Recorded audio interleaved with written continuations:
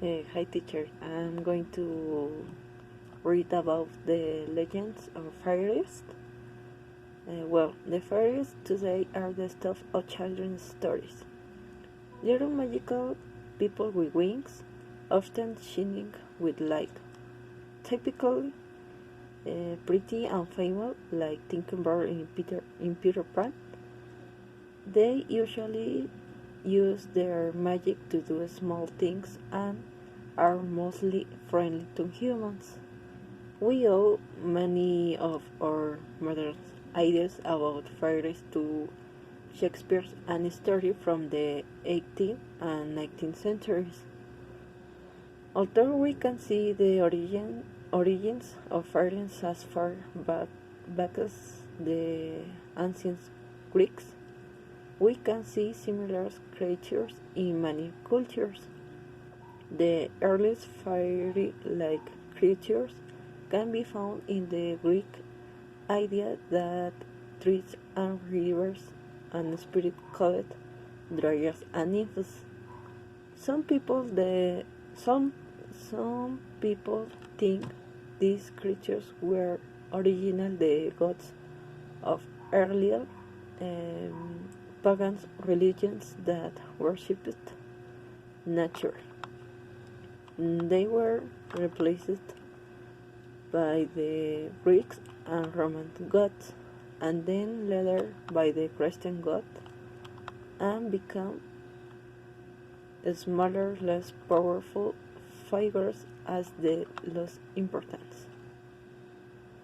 Another exploration suggests the origins of fairies is a memory of real people, not spirits.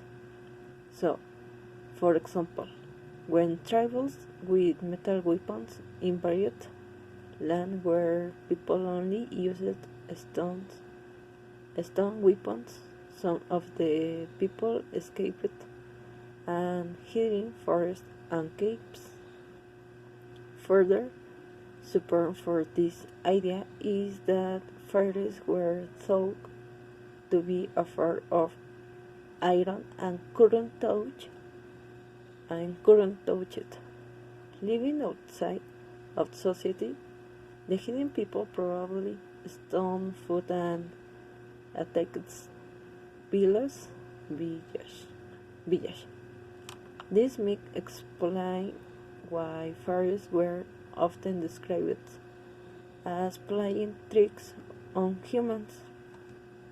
Hundreds of years ago, people actually believed that fairies stole new babies and replaced them with a changeling, a fairy baby, or that they took new mothers and made them feed fairies baby with their milk.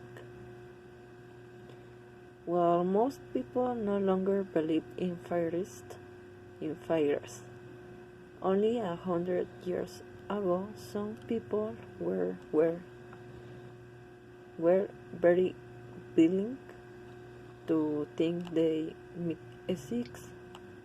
In 1970, 60 years old Elsie Brightly took two pictures of their cousin, 9 years old, Francis Griffith, sitting with fairies. Some photography experts thought they were fake, while others weren't sure, but Arthur Conan Doyle, the writer of the Sherlock Holmes detective stories, believed they were real. He published the original pictures and three more the girls took for him in a magazine called The Strand in 1920.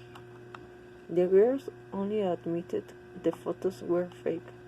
Years The girls only admit the photos were fake years later in 1983, created using pictures of dancers that also copied from That's